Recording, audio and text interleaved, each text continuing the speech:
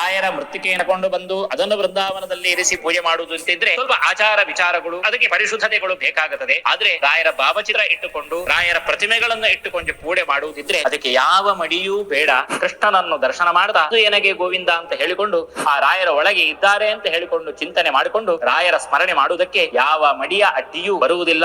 ರಾಯರ ವೃಂದಾವನವನ್ನು ಇಟ್ಟುಕೊಂಡೇ ನಾವು ಪೂಜೆ ಮಾಡಬೇಕು ಅಂತಿದ್ರೆ ಅದಕ್ಕೆ ಆದಂತಹ ನಿಯಮಗಳು ಇರ್ತದೆ. ಆ ನಿಯಮಗಳನ್ನು ಪಾಲನೆ ಮಾಡಿಕೊಂಡು ನಾವು ಪೂಜೆ ಮಾಡ್ತೇವೆ ಅಂತಾದ್ರೆ ಅದಕ್ಕೆ ಯಾವ ಅಡ್ಡಿಯೂ ಇಲ್ಲ. ಅದು ಬಿಟ್ಟು ರಾಯರ ಸ್ಮರಣೆಗೆ, ರಾಯರ ಸೇವೆಗೆ ಯಾವ ಮಡಿಯೂ ಕೂಡ ಅಡ್ಡಿ ಬರುವುದಿಲ್ಲ. ಮತ್ತೆ ನೀವು ನಡ್ಕೊಂಡು ಹೋದಾಗ, ತಿರುಗಾಡುವಾಗ, ಏಕಾಂತದಲ್ಲಿ ನೀವು ಬಸ್ಸಿನಲ್ಲಿ ಹೋಗುವಾಗಲೋ ಕಾರಿನಲ್ಲಿ ಹೋಗುವಾಗಲೋ ನಿಮಗೆ ಏಕಾಂತತೆ ಇರ್ತದೆ. ಅವಾಗ ಬೇರೆ ಯಾವ ಕೆಲಸವೂ ಇರುವುದಿಲ್ಲ. ಆ ಸಂದರ್ಭದಲ್ಲಿಯೂ ಕೂಡ ರಾಯರ ಸ್ಮರಣೆಯನ್ನು ಶ್ರೀ ರಾಘವೇಂದ್ರಾಯ ನಮಃ, ಶ್ರೀ ರಾಘವೇಂದ್ರಾಯ ನಮಃ ಅಂತ ಹೇಳಿಕೊಂಡು ರಾಯರ ಒಳಗೆ ವಾಯುದೇವರು ತಾನು ರಾಘವೇಂದ್ರ ನಾಮಕನಾಗಿ ರಾಯರಿಗೆ ಇಂತಹ ಸಾಮರ್ಥ್ಯವನ್ನು ಒದಗಿಸಿದಂತಹ ರಾಮದೇವರು ಆ ರಾಯರ ಒಳಗೆ ಇದ್ದಾರೆ ಅಂತ ಹೇಳಿಕೊಂಡು ಚಿಂತನೆ ಮಾಡಿಕೊಂಡು ರಾಯರ ಸ್ಮರಣೆ ಮಾಡುವುದಕ್ಕೆ ಅದಕ್ಕೆ ಯಾವ ಮಡಿಯೂ ಬೇಡ.